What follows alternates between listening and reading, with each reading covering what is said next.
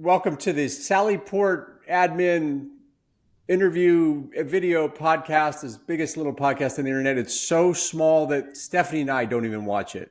It has nobody watching it. That's how small this podcast is. We love it. But we're going to keep it small because if it grew, I don't know, there'd be too many SallyPort admins, I guess. The logic doesn't we work. need hair and makeup people to come in and actually.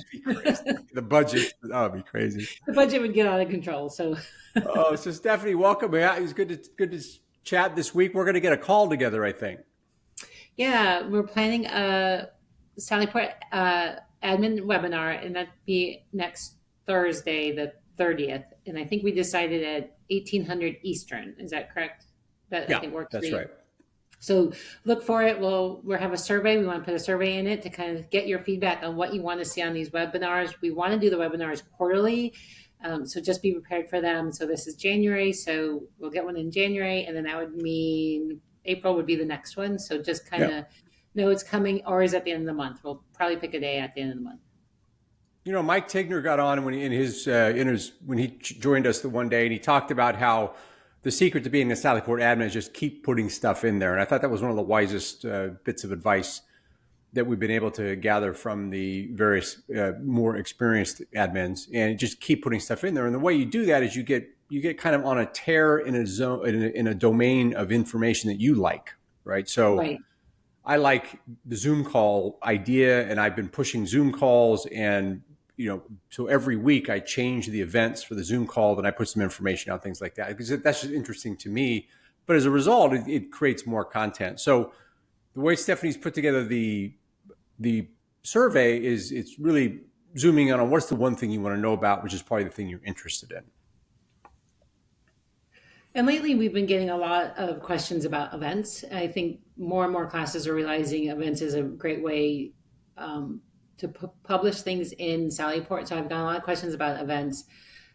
So that I kind of put that as the first one, but really we can do whatever people want to talk about. Absolutely. I don't know about even just doing a Q&A session, sending your questions ahead of time, and then bringing in like an expert in that area. If it's somebody who does great events, bring them in to kind of show them how they do it versus just kind of talking about it. I think that's what they really want more so, is just knowing, hey, let me talk to somebody else who already has broken the code, right? We've talked about that a lot. Like somebody's probably doing something already, you just don't know about it. So that's right. Bring them in, let them know. If you've seen a podcast and we've talked about something that really interests you, put that down. Like, hey, Mike Tigner talked about this. Can he go more in depth on it on a webinar call? And I think every single person who's come on and done an interview has said they're delighted to have people call them or to share their knowledge. So it's an open invitation. I think the events, I've really gotten into the events piece because the events functionality serves this really useful purpose. And that is that if you're going to have classmates get together for a Zoom call or get together for a Benny Havens hour or whatever the event is, there's always that moment, particularly as we all retire and move on from a very scheduled lifestyle, where there's that, what's the number for the call? It starts in 5 minutes, or, hey, I've got to drive to the Benny Havens. I know it's 15 minutes away. Where is that? What's the address? And the events is just a great place to park the information so people can get in very quickly.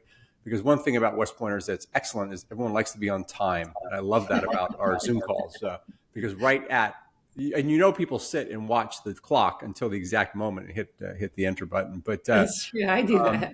So it just allows you to put that information in there. And then on Facebook, I've had people reach out publicly and say, oh, what's the story on X event? And I say, go into SallyPort, the information's there. So it's a very, very useful way to park the information in a secure environment. So I love that about the events functionality. Well, and it's great too, because you can send emails. You can set them all up to send whenever you're ready. So you can send your initial event with email with all the information, and then you can set up 3 reminder emails to have them to register. And I think that's great because you can just set it all up at once. You don't have to keep going back in and trying to, oh, when did I send that? Oh, should I send it now? Just, you can send it depending how much time you have, you can send it every 2 weeks or every 2 days or whatever you want, depending on. You just triggered a thought. I was about the email, but it's a great point that we had an event in the class in some news, and so we ended up putting it in the info feed, and we sent an email,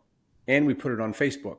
And so it's just this idea of multiple ways to do it, and then the events functionality is a place you can park the information. So if people lose it, they don't want to go back in their Facebook feed, they go in and find it. So Right. And you can make it public and share it on all those sites, right? Like you can do it, yeah, I think, automatically now. yeah, I haven't yeah. played around with it that much, but I know you can share it and then just put the link on Facebook. And that goes with anything. Like you can do that for your news feed. If you made a new news article on your SallyPort site, you can share it. You can send it out through emails. You can send it out through the live feed. You can post it on Facebook. So it's really functional. And like you said, we're not expecting everybody to go to just use SallyPort. We get that people like Facebook and people like LinkedIn or X or whatever they're using, but you can post it on all those places so that you reach the maximum amount of your grads. Yeah. So for the small audience at home, we always usually talk a little bit about what we're going to talk about on this podcast, and now we've gone completely off script. But I think it's really so that we don't ask each other questions we don't know the answer to. So that's really what our pre-planned idea is. But one idea for SallyPort admins is just create a Zoom call around something that's interesting to you. So I created a Zoom call, promoted it in SallyPort for retired people who are retiring, because my year group is all coming up on retirement or have retired. And so I had 9 people at the first one. We now have a list of 15 people who are interested in this topic. And it's just how to retire well at our age. And every Wednesday I have a call that's a Zoom call that's promoted on SallyPort. And we have different people come based on their schedules. There's some people haven't retired yet, and they want to poke their head over the fence and look at what retirement looks like. Now, of course, if you're your group, 2005, you're not worried about retirement, but you have your own version of it. Can I get into the service schools, or what do I do if I get out of the military, for example? So, Well, or if you're retiring from the call, and military, you'll have 10 classmates show, and it makes for a great conversation. And then word gets around that you're helping. right. So these calls that my class is starting to do are not, let's get the entire class on a Zoom call, because that's kind of unmanageable. And then everybody would be grabbing the microphone and wanting to give a speech, which is the nature of our people. But you just create a call around something that's interesting to you, and you'll have 10 classmates show up, and it's a really great way to start connecting the class. That's true, because that's all you're trying to do is make those connections. You don't need 1,000 people showing up on a Zoom call. I don't even think Zoom handles 1,000. No, right. Really Somebody's going to never give had a that, speech, and then it's going to go off into some crazy area of social media. But one of the domains that's kind of interesting is coaches, sports coaches. So a lot of graduates go off and they coach high school football, or they'll do a local thing. They're retired, but as a in this chapter, they'll coach football or baseball or basketball or whatever their passion is. And high schools need this kind of talent because it's not a level that pays well, things like that. And so it turns out there's a lot of connectivity around that one area of interest. And that's a great example of how, as graduates, we can connect each other up. And I can imagine 54,000 graduates, how many people are actively coaching now? It's probably a huge group. Or have coached at some point in their career, right? Coached at some point in their career, yeah. Yeah. Because I know my husband has, like, you have kids, they need coaches sometimes. Yeah, right. Everybody does a little coaching. But coaching, in essence, is leadership, and that's what we were trained at least. Some of us picked up on it. Others became podcasters. Talk about the class of 73, what they're doing with their media center. That was an interesting point that we were talking about. Yeah, I need to look into that again. They're doing a history project. So they've come in, they have like 5 different tabs. And so I'm not quite sure what it all is. I was thinking, maybe we should see if he wants to come on and talk about it. But the one thing that's really neat is they're trying to get every grad to put something in the SallyPort, whether it's they're going to put their cadet picture, a recent picture, and then maybe a bio or what they've been doing. And then they have another page where you can go on it, and every grad will be listed on that have submitted information will be listed on this page. But at the top, it has the alphabet. And so they actually wrote code for it. And he sent me the code because I'm like, I need to have that code in case anybody else wants to do something like this. But you can jump in the page. So if you're looking for somebody whose last name is, Smith, you don't want to scroll through 100, all Right. these names to find Smith. You can just click on S and it'll go straight to the all the S's in your class, and then you can look at it. But you can find Smith easier than um, having to scroll through it all and taking all that time. And then once you click on the name, it goes to the media center, and they'll have their own folder in the media center where you can then see what they're up to. So it's an impressive project. I think they're going live soon. It's not live yet. They've been working on That'd it, be but I neat to saw it. see. Certainly get a demo on how they did that, because that's, I since these conversations, I've been inspired to put things in the media center, and so I put a few of my company photos in a folder, uh, just photos I had laying around that I scanned, and then I did a podcast with the Glee Club members from my class, and we had to do it on Zoom because 15 people showed up. But I got to Wow. tell you, I got a complaint to lodge. I don't know who we send a letter to. Maybe to the cadet activities person. But man, the Glee Club had a lot of fun that I didn't even know was happening. Those guys, they went all over partying, and they have pictures of New Orleans and Hawaii and California, and all I was doing was marching on the plane. So I got to send a letter of protest somewhere. But they were having a good time, and we had a lot of fun on the call as they were Wait, were you talking in about the Glee meeting Club Charlton though? Heston and all kinds of crazy stuff. Were you in the Glee Club? You just weren't like in the standard that you got to go on all these trips. No, because the Catholic choir came basically had us all try to sing, and they said that you are never allowed to sing in uniform, nor even don't even try to sing at Catholic mass. And so they shut me right down. So no, I wasn't part of it. But they sent me as part of the preparation for this, bringing it back to SallyPort news. They sent me photos from the period so we could use it in the podcast, and there was a few more photos that we could use. Fantastic stuff. So I had all this raw material, and I uploaded it into a media folder called Cadet Glee Club 1986. And so now they can go and download any of those photos. And I was getting like 5 photos from each person, and therefore now there's a repository of photos that brings back great memories. And on that call, some people hadn't talked to each other for 40 years, and so there was a bit of a reunion feel to it. It was a lot of fun. Oh, wow. Yeah. That's great. Yeah. Great ideas. A Zoom call with a group of interest, say the fencing club, it popped in my head, right? So a group of interest, like classmates who were in the fencing club, and they tell stories of their great tales of daring do fencing. You can do it on Zoom. You can record it and you can put it in your group, and the people love it. I highly recommend anybody in the class just do quick Zoom calls, record them, and put the recording up.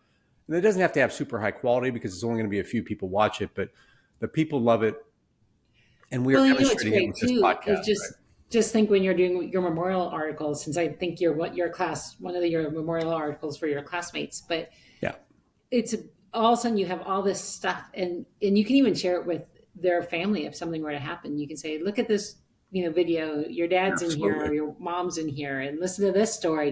Had you ever heard this story before? And so you have it all in their own words, and then which classmates knew that person really well. Oh, I didn't know he was in company C1, but Right. he was in the Glee Club. Let me reach out to this guy who had this great memory of him to help me write the memorial article. So There's I an think, interesting phenomenon that you're pointing to, which is exactly right, is that we all kind of say, "Oh, I don't remember any of that stuff," and then what will happen is you start listening to the stories, and things will pop in your head. So my making, I always thought that the Glee Club had tryouts, but the Glee Club didn't, because when I was there, the Glee Club was not allowed until you were a yearling.